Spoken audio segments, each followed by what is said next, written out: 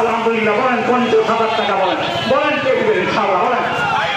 আল্লাহ কবুল মঞ্জুর করো আল্লাহ তুমি কবুল মঞ্জুর করো আমরা আজকে উদ্বোধন করতে চাই আমাদের যে মাহফিলের আজকে প্রধান অতিথি জনাব হাজী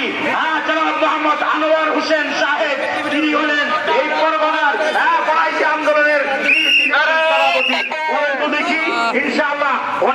উনি আমাদের এই মাহফিলে উপস্থিত হয়েছেন আমাদের মঞ্চে উপস্থিত হয়েছেন উনি একটা ঘোষণা দিলে এরপরে শুরু হয়ে যাবে